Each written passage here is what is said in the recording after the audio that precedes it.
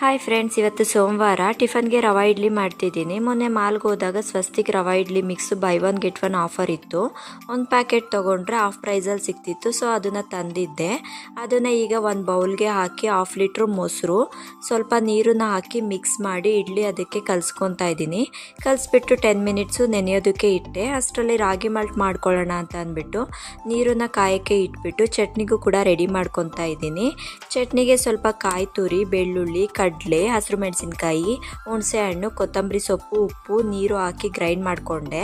ನಂತರ ಸ್ವಲ್ಪ ಗೋಡಂಬಿನೂ 1 ಸ್ಪೂನ್ ತುಪ್ಪ ಹಾಕಿ ಫ್ರೈ ಮಾಡಿಕೊಂಡು ಈಗ ಇಡ್ಲಿ ಪ್ಲೇಟ್ಗೆ ಎಣ್ಣೆ ಸವರಿ ಒಂದೊಂದು ಗೋಡಂಬಿನ ಇಟ್ಟು ಇಡ್ಲಿ ಬ್ಯಾಟರ್ನ ಹಾಕಿ ಬೇಯೋದಕ್ಕೆ ಇಟ್ಟು ಇನ್ನೊಂದು ಕಡೆ ಚಟ್ನಿಗೆ ಒಗ್ಗರಣೆ ಹಾಕ್ಕೊಂಡೆ. ಫಸ್ಟ್ ಟೈಮ್ ಈ ರೀತಿ ರವಾ ಇಡ್ಲಿ ಮಾಡ್ತಿರೋದು. ನಾನು ಹೇಗೆ ಬರುತ್ತೋ ಅಂದ್ಕೊಂಡಿದ್ದೆ, ಬಟ್ ಟೇಸ್ಟ್ ತುಂಬ ಚೆನ್ನಾಗಿ ಬಂದಿತ್ತು. ಮಕ್ಕಳೆಲ್ಲ ಇಷ್ಟಪಟ್ಟರು. ಇದಾಗಿತ್ತು ಇವತ್ತಿನ mini vlog. Thank you for watching.